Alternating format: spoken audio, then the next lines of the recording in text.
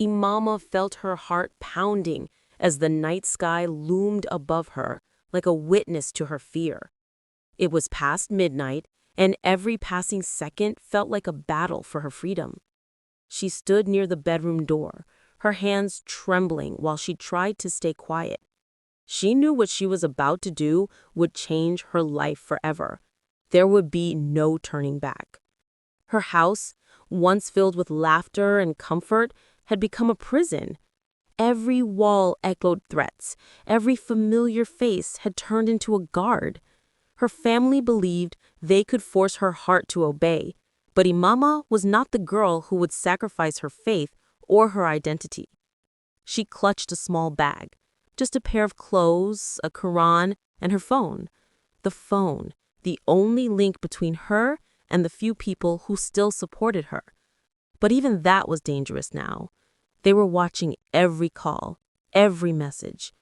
She prayed silently. Ya Allah, guide me. You know my fears, and you know my strength. Do not leave me alone. A tear rolled down her cheek. This was not how she imagined courage, but courage was standing inside her chest anyway, pushing her forward. Quietly, she stepped into the hallway. Every step was a risk. One wrong noise, and the lights would switch on. The shouting would begin, and she would never leave this house again. Downstairs, she could hear her father's deep breathing. Her brother's rooms were in the opposite corner. She held her breath, counting the seconds, moving like a shadow trying to escape its owner. When she finally reached the main gate, her heartbeat was so loud she feared the walls would wake up. With shaking fingers, she unlocked the bolt, slowly, forcing it not to creak. Then, light footsteps behind her. Her heart froze. She turned around slowly. A figure stood in the darkness. "Imama?" A whisper came. It was Hashim, her younger brother. He stared at her bag, her scarf wrapped tightly, her tear-stained face. He understood everything in 1 second. He could scream, he could stop her, but instead he swallowed nervously. His voice shook. "Are you leaving?" Imama kissed her forehead, holding back a sob.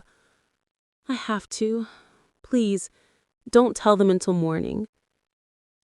Hashim wasn't old enough to understand religion the way Imama did, but he knew one thing. He loved his sister, and tonight, love meant silence. He stepped back. Imama whispered a broken thank you. Then she opened the gate and stepped into the cold, frightening world beyond. For the first time in months, she felt air that belonged to her. Outside the neighborhood, a car's headlights flashed twice, her signal. Inside the car sat Jalal, a distant relative who had agreed secretly to help her. His face was serious, eyes constantly scanning the road. He said, "Sit fast." She replied, "Your brother saw me, but he won't stop me."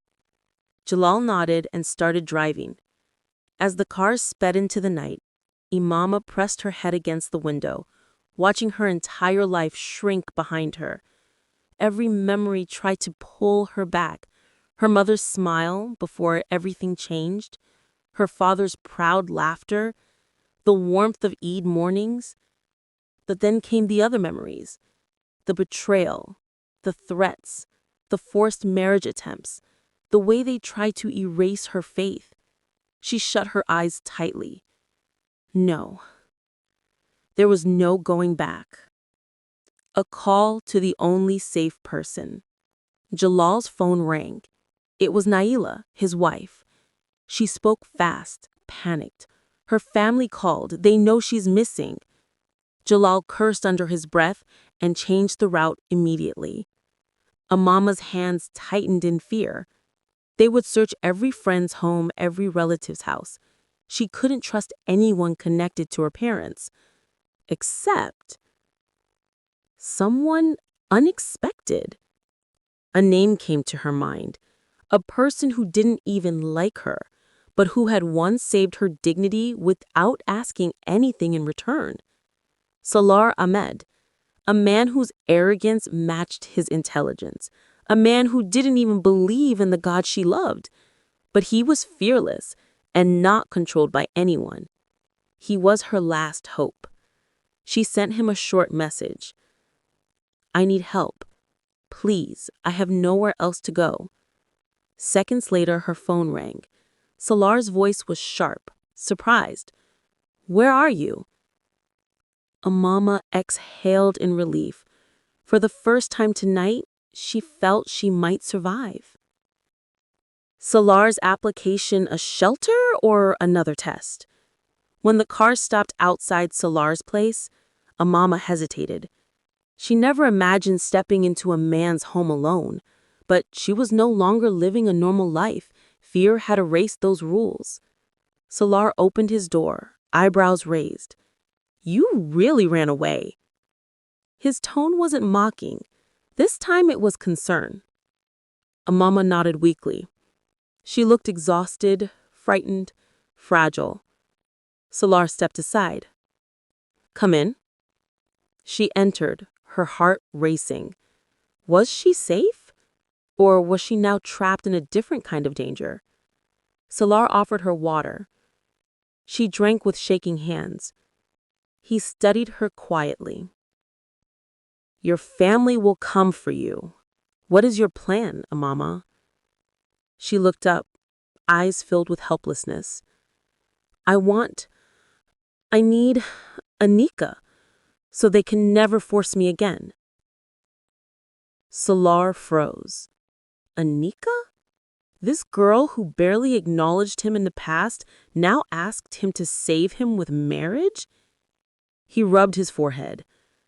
This is insane. Imama broke. Tears flooded her eyes. "I converted for the sake of Allah, and now they want to destroy everything. I don't belong anywhere." Salar stared at her. This wasn't the confident, outspoken girl he once argued with. This was someone who had lost everything. He stood up slowly. "I will arrange someone trustworthy. You won't be forced into anything. Just rest for now." Imama looked into his eyes and for the first time saw kindness there. Not attraction, not pity, just kindness. A sleepless night. Imama couldn't sleep. She kept checking her silent phone, terrified it would ring. Salar sat in the other room thinking, why was he doing this? Why was he helping her? He didn't believe in her religion. He didn't believe in the God she prayed to. Yet tonight, he couldn't abandon her. Maybe some unseen power had begun shaping his destiny too. At Fajr time, he heard her praying, and for the first time, he watched faith glow on someone's face. It unsettled him, but he couldn't look away. The new dawn. As the sun rose, Salar came to her with a plan. "I talked to a lawyer. We will leave soon. Your nikah will happen today."